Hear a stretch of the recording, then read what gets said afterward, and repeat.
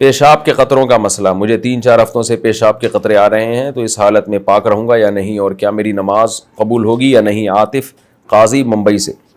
دیکھیں پیشاب کے قطرے اگر آ رہے ہیں تو نماز سے پہلے آپ شلوار میں جس جگہ آپ کو خیال ہو کہ یہاں قطرے لگے ہوں گے وہ تھوڑی سی وہ جگہ دھو لیں اور استنجا کر لیں اور جلدی سے وضو کر کے نماز پڑھ لیں، تو یہ آپ پر لازم ہے۔ اگر جماعت کا ٹائم نہیں ملتا تو انفرادی نماز پڑھ لیں، لیکن اگر قطرے اتنی کنٹینیو آ رہے ہیں کہ پورا ٹائم نماز کا گزر جاتا ہے اور آپ پاک ہو کے وضو کر کے نماز پڑھ ہی نہیں سکتے، پھر بیچ میں قطرہ آ جاتا ہے، تو پھر آپ معذور ہیں۔ پھر ایسے شخص کا حکم یہ ہے کہ وہ ہر نماز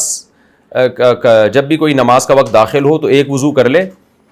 پھر اس وضو کے بعد اگر قطرہ آ بھی جائے گا تو چونکہ وہ معذور ہے تو اس کا وضو نہیں ٹوٹے گا، پھر اسی وضو سے جتنے چاہے فرائض نوافل سنتیں پڑھ لے، پھر جب دوسری نماز کا وقت داخل ہو تو دوبارہ سے وضو کر لے۔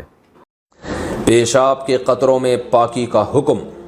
حمزہ صاحب UK سے، میری والدہ کو کھانسی کی وجہ سے پیشاب کے قطرے نکل جاتے ہیں، دن میں 2-3 مرتبہ ایسا ہوتا ہے، ان کے لیے نماز اور پاکی کا کیا حکم ہے؟ بھائی 2-3 مرتبہ اگر ایسا ہوتا ہے تو پھر تو معذور کے حکم میں داخل نہیں ہے وہ، لہذا جیسے ہی قطرہ نکلے گا تو وہ جگہ ناپاک ہو جائے گی، وضو ٹوٹ جائے گا۔ ایک آدھ قطرہ اگر نکلا ہے تو اس سے جسم اتنا ناپاک نہیں ہوتا، لہذا وضو کر کے اسی میں نماز پڑھ سکتی ہیں، لیکن اگر وہ زیادہ پھیل گیا ہے، ہتھیلی کی گہرائی کے برابر ہو گیا ہے، تو پھر اس میں نماز نہیں ہوگی، اتنی جگہ دھونی پڑے گی۔ اور اندازے سے دھو لیں، کوئی ان کو اندازہ ہو کہ شلوار میں کہاں یہ قطرہ لگا ہوگا تو ایک اندازے سے اس کو دھو لیں تو بھی پاک ہو جائے گا۔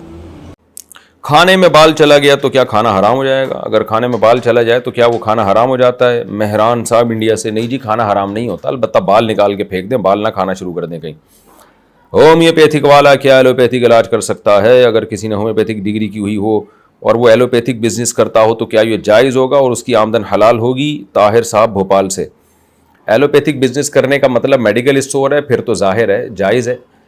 دوائیں بیچ رہا ہے نا، وہ تو ڈاکٹر نسخہ لکھ کے دیتا ہے اس کا، یہ تو صرف دوائیں بیچتا ہے، لیکن کلینک کھول کے اگر بیٹھ گیا تو یہ ناجائز ہے، کیونکہ جب تک آپ کسی فیلڈ میں باقاعدہ مہارت نہیں ہوتے آپ کو اجازت نہیں ہے اس فیلڈ میں ٹانگ اڑانے کی۔ یہ تو پاکستان ہے جس میں اللہ نے بڑا فضل کیا ہوا ہے، اور یہاں جو جس فیلڈ کا نہیں ہے وہ اسی فیلڈ میں ماہر ہے، بلکہ یہاں اور جو کسی بھی فیلڈ میں ماہر نہیں ہے نا وہ تمام فیلڈز میں ماہر ہے،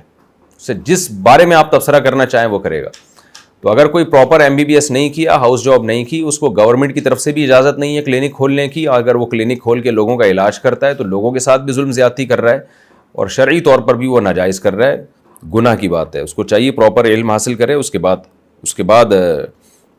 کلینک کھولے۔ اسی طرح لوگ پراپر حکیم بنے بغیر مطب کھول کے بیٹھے ہوئے ہوتے ہیں، پراپر حکمت کا علم کسی استاد سے نہیں پڑھا ہوتا، کسی ادارے سے نہیں پڑھا ہوتا، بس ایویں تجربے کر کے کتابیں دیکھ کے یوٹیوب کے کلپ دیکھ کے حکیم بنے ہوئے ہوتے ہیں، تو یہ بھی ناجائز ہے، اس کے لیے بھی علاج کرنا جائز نہیں ہے۔ لوگوں کی صحتوں سے مت کھیلیں، گناہ ہوگا اس میں آپ کو۔ بعض دفعہ انسان اپنے آپ کو سمجھتا ہے کہ میں بہت بڑا حکیم یا بہت بڑا ڈاکٹر بن گیا ہوں، لیکن وہ ہوتا فارغ ہے بالکل۔ تو یوٹیوب کے کلپ دیکھ کے یا ایسے اپنے طور پر کتابیں پڑھ کے نہ کوئی ڈاکٹر بن سکتا ہے، نہ کوئی انجینئر بن سکتا ہے، نہ کوئی عالم بن سکتا ہے۔ اس میں پراپر اداروں سے پڑھنا پڑتا ہے، جو پہلے سے ماہرین ہیں ان سے پراپر علم حاصل کرنا پڑتا ہے، پھر اس کے بعد تجربہ بھی ہے، ایکسپیرینس بھی ہے، یہ سب چیزیں ملا کے انسان ڈاکٹر بنتا ہے یا حکیم بنتا ہے، اس سے پہلے یہ سب چیزیں جائز نہیں ہیں۔